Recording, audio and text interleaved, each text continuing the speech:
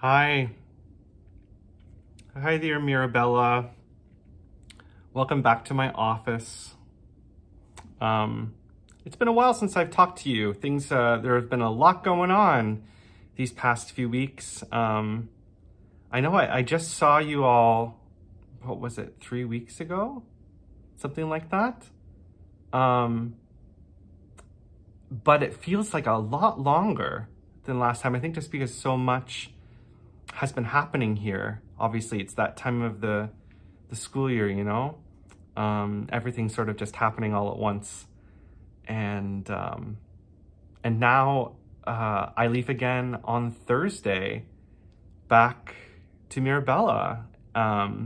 This will be the first time that I actually get on a direct flight, 7:30 in the morning, from Memphis, which means that I will be in Tempe. I'll be landing in Phoenix at just after 10 o'clock in the morning, which is really exciting.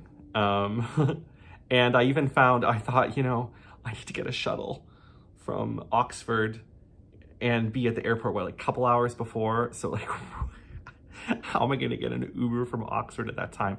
But it just so happens that one of my dear friends here,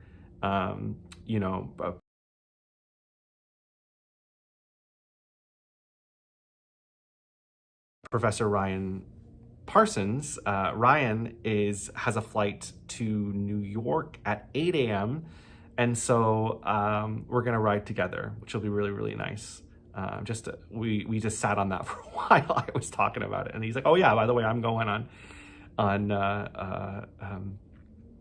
Thursday morning too, early in the morning." So that'll be nice to have some company that early and not have to rely on an Uber for sure. But I'm really excited to get back, to see you guys and do chorus. I'll be sending a message out to chorus soon. I think this time we'll do some singing in the lobby, partly because the auditorium is booked until like 4:30 or something like that. Plus, it's been a while since we sang in the lobby. It'll be nice to get out there into that good acoustic, and I'm looking forward to hearing you guys there. So I'm going to be there a little bit longer this time, right? I think until the 21st. So it'll be nice to, it won't be a cruelly short visit. And I'm really looking forward to that. So that'll be soon. Other than that, a lot has been going on. I'll give you the good, bad, and the ugly. I try not to make this, I want you to get a window into my real experience, just, not all the good things, of which there are a lot, there are plenty of good things, mostly good things. I have 3 out of 5 recitals completed. The third last night. I'm very thankful for that to be checked off the list, and then the final 2 on Wednesday evening, just before the day before I come back to you guys. So after that, I'll be a man of leisure. No, I mean, it is nice to have the recitals out of the way, and then the rest of the time, I'll be finishing off my class, my diction class. Of course, we have the big, the cherry on top of the rest of the end of the semester, La Serva Padrona and the Aria Showcase, which is on November 30th. I'm so happy to see, the kids who I've been working with on La Serva Padrona, this is the Pergolesi opera, the comic opera. They worked so hard, and they came into rehearsals just nailing it. And it's always so exciting to see students, when they realize that the amount of work that they put in before the beginning of the staging rehearsal is proportionate to how much fun that they get to have and how much deeper they get to go once they start staging, because they're singing, and doing all of this recitative, all this spoken singing in Italian, in an older style of Italian. It's funny, it's comedic, so there's a lot of challenges in that, and also dramatic. So So they really have to have a deep understanding of what they're saying, and to be doing that in real time. It's a big challenge, and I know that they struggled. There were some struggles there, but they really are managing it really well. And the rehearsal process in that case, when people are prepared like that, is a lot of fun, and we really get to dive deep, and they get that feeling of satisfaction, you know. Because conversely, when people don't come prepared to their stage and rehearsals, you just start to project your insecurities onto everybody else, and it's, you know, oh, the music's too hard, or the director's no good, or the conductor is just out to get me, and, you know. So it's great to see that this has just been such a positive experience for everybody. I had quite a scare. I won't go into too much detail. I can, if you want to know more details about it later on, you can come find me individually. But I might have told you about this dog that I take care of, Professor Ty's dog, Luke. I was taking care of Luke the other weekend, a couple weekends ago, and he choked. He was choking on a piece of bone. I didn't know that's what he was choking on at the time, but I thought it was very scary. I'll just say that. I wasn't sure whether he was going to come out of that. I thought it was very scary. I don't want to upset anybody, but Luke is fine. Luke is doing just fine. I got him to emergency care, and no more bones for Luke. In fact, I think, I guess depending on the kind of bone, I mean, I have heard that bones can be very bad and choking hazards for our poor pups. So something to consider. Luke did have a really scary moment, and I'm so glad he came out of it okay. And I've just been, you know, worrying about him since. I took him to my office. It happened on a Friday. There was a home game, and I really needed to practice for a concert, a recital that I was playing on Sunday. And I thought, I really can't leave him home alone. There were no Ubers, you know, Uber Pet, now that they have that. There were no Ubers, though, going onto campus. And there was no way I was going to walk him along sort of the main stretch. It's kind of dangerous. And so I ended up deciding in the end to take him along the long route, sort of the back way, which is about an hour and a half walk to get to my office. But we did that. And I'm so thankful that we did do that, because he had another scare.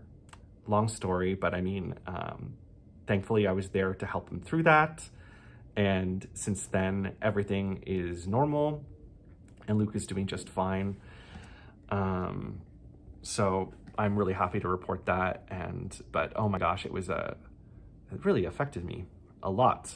And I'm just so thankful that he pulled through.